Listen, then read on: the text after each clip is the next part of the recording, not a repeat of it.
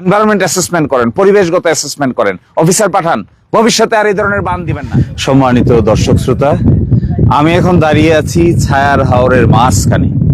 এটি হইল শাল্লা উপজেলার বড় কয়েকটা হাওরের মধ্যে একটা। এখান থেকে এক পাশে আছে মাহমুদনগর, আরেক পাশে আছে সুলতানপুর, আর এই পাশে গেলে হলো সাতপাড়া সহ অন্য জায়গায় যেতে যেতে আজমিরি যাওয়া যায়। আর এই পাশে আছে হইলো শাল্লারি, শুকলাইন সহ আনন্দপুর সহ এই গ্রামগুলো। এটা একটা বিরাট হাওর। এই হাওরে দেখেন এখানে যে এইভাবে পানি এসে গেছে, এটা আশ্চর্যজনক বিষয়।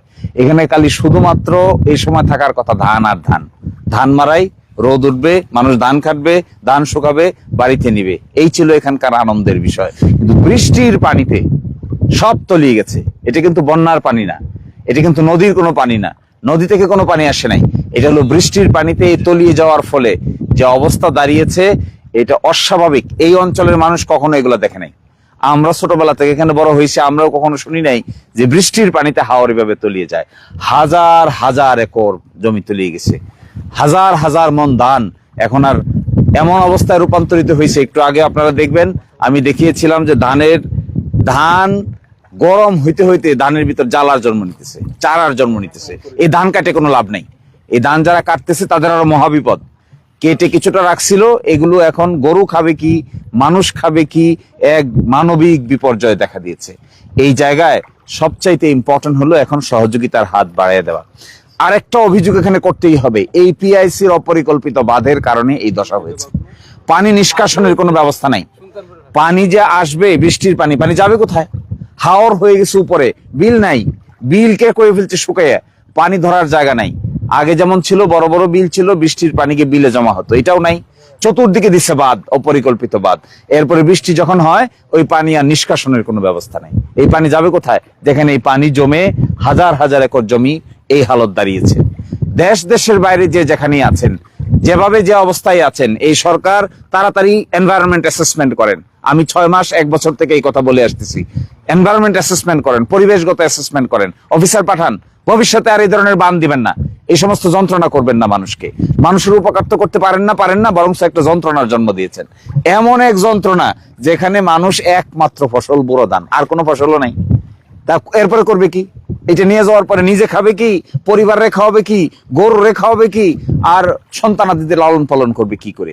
এই অবস্থায় এইখানে কাউকে দোষে লাভ নাই।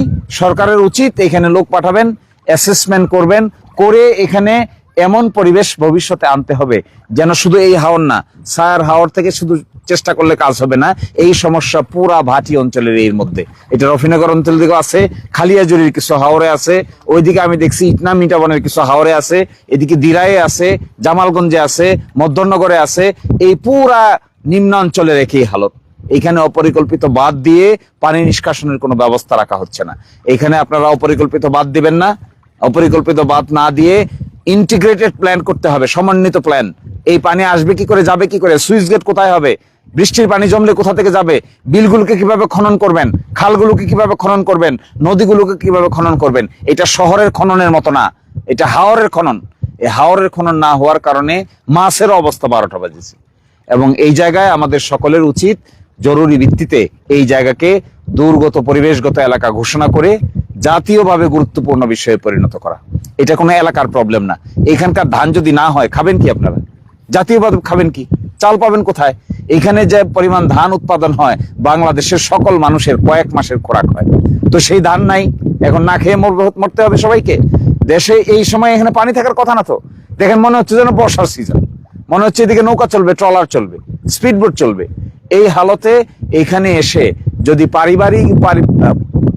পরিবেশগত অ্যাসেসমেন্ট করা না হয়, এবং ভবিষ্যতে এই হাওর, এই সুইচ গেট, পানি কিভাবে আসবে, পানি কিভাবে যাবে, বাঁধ কিভাবে দিবেন, কোন জায়গায় বাঁধ দেওয়া দরকার, কোন জায়গায় বাঁধ দেওয়া দরকার না, খনন করবেন কোন জায়গাগুলোকে, অপরিকল্পিত কিছু করবেন না।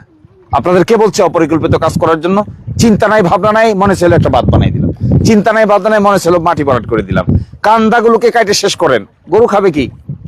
এই জিনিস যদি ভালো করে বুঝে না আসে, তাহলে এই দিরাই, শাল্লা শুধু না, আশেপাশের যে গ্রাম থানাগুলো আছে, এখানে খালিয়াজুরির মানুষও এটাতে পড়বে, এখানে আজমিরিগঞ্জের মানুষও এটাতে পড়বে। এখানে জামালগঞ্জের মানুষ এটাতে পড়বে, মধ্যনগরের মানুষ এটাতে পড়বে। এই ইস্যুগুলোকে সামনে নিয়ে মানুষকে যদি বাঁচাইতে হয় সত্যিকার অর্থে, তাহলে এই সমস্ত ছেলে খেলা করলে কাজ হবে না। আর দুর্নীতি তো আছেই, বাদ একটা দিবেন 2 টাকার মাটি কাটে আর 5 টাকা খেয়ে আউট করে দেয়। এগুলো থেকে মুক্তি না পাইলে এই অঞ্চলের মানুষের মুক্তি, একটা ফসল মারা গেলে আবার দাঁড়াইতে যে কি কষ্ট, আপনার বাড়ি এখানে না হলে বুঝতে পারবেন। আর একটা ইন্টারেস্টিং বিষয়, ফসল একবার এইভাবে হয়েছে, আগামী বছর যদি এটা হয়, এরপরের বছর এরকম হয়, মানুষ কোথায় যাবে? সব প্রকৃতির উপর নির্ভরশীল। প্রকৃতির উপর নির্ভরশীল থেকে মানুষ এখন করে এগুলা?